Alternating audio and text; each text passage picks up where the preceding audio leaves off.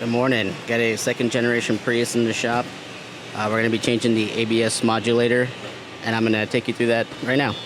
So the ABS unit is located behind the inverter back there.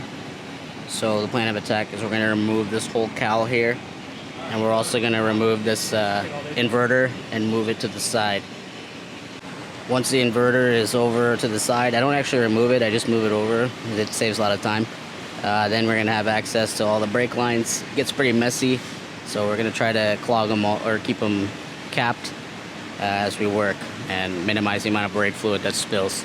And always remember to pull that battery disconnect.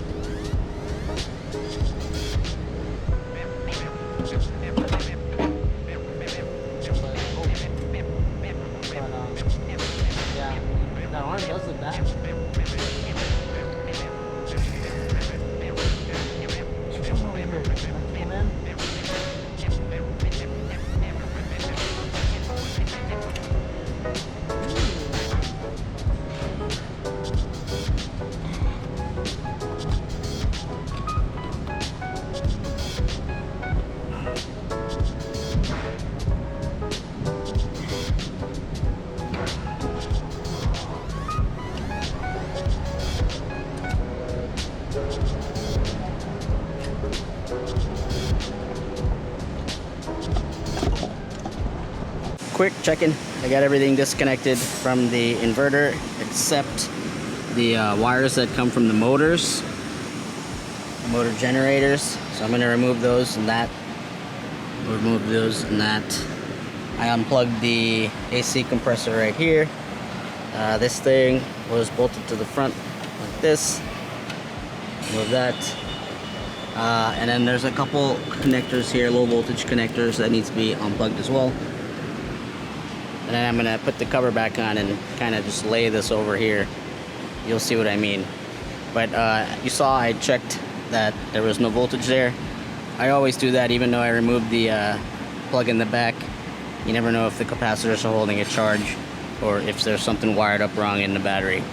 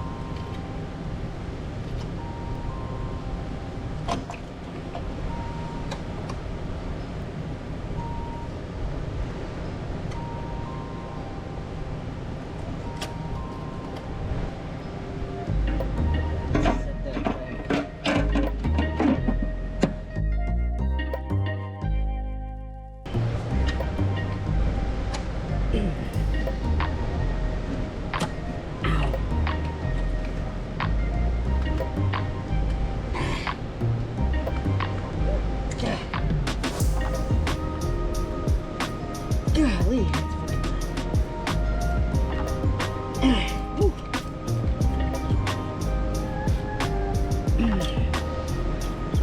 Chicken katsu then, yeah? Chicken katsu.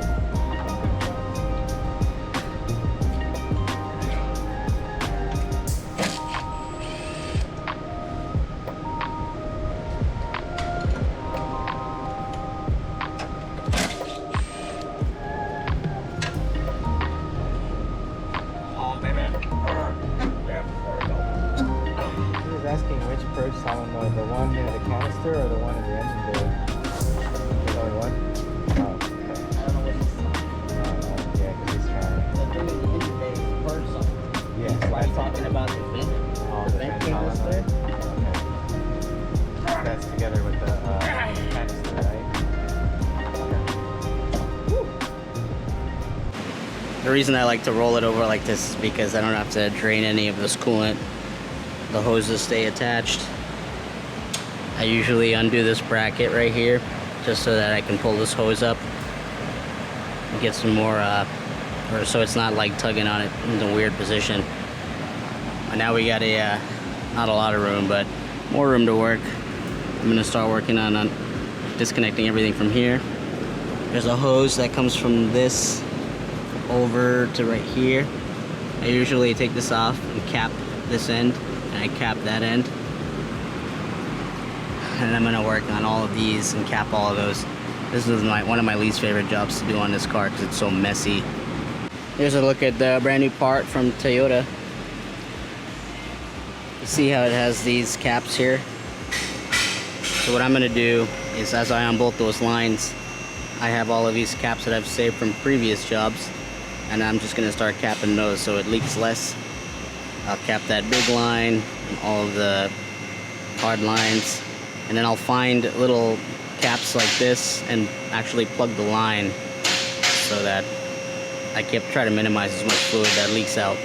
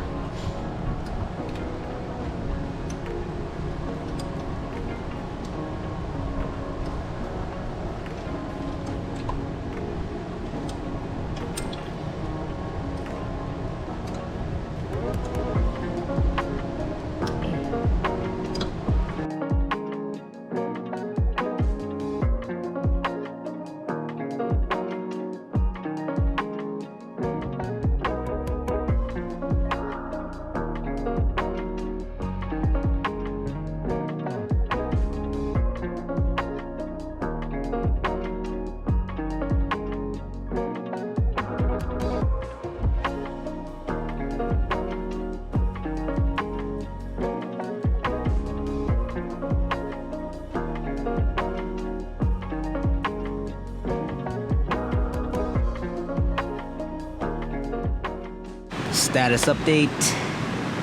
Got all of these here plugged. You see this line here, the top one is the one that leaks the most, so I plugged that. The rest are not plugged. I have two lines left, this guy and this one. This one I usually bend out of the way, and this one I will remove completely. So I'll remove it here, and then down here where it goes into that like block. I don't know what that is, some kind of block. And then we just have to undo these bolts that bolt this whole assembly in, and we remove it in one piece. Off camera, I unbolted this bracket here, which bolts to the side right here on this stud. When you saw me spraying that spray, that's just water, just to dilute all the brake fluid that's spilled down onto the body. But yeah, almost got this out.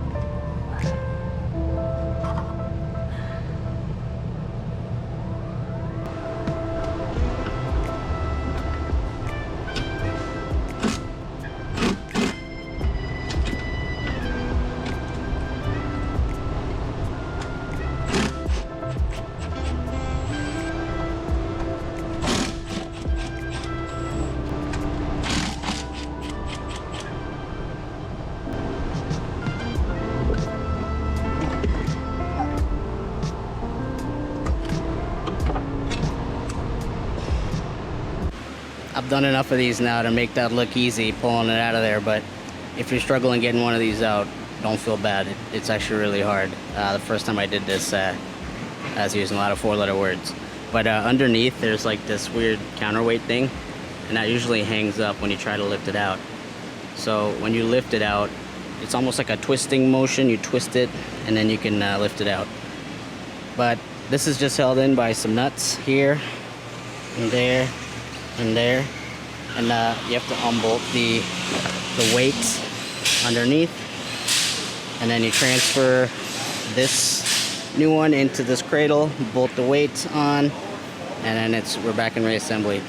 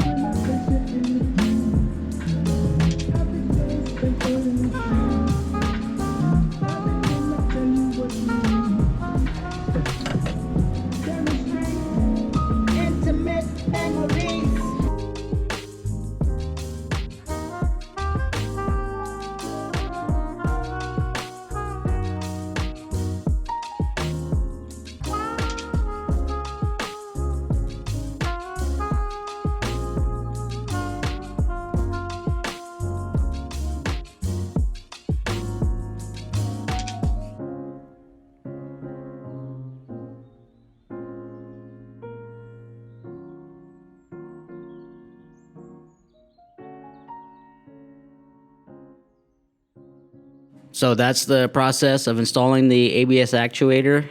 The next steps would be to bleed this thing, but I decided I'm actually going to make that a completely separate video because one, it's a long process, and two, people may just be searching for how to bleed one of these, so I don't want them to have to watch this whole video just to see how to bleed it.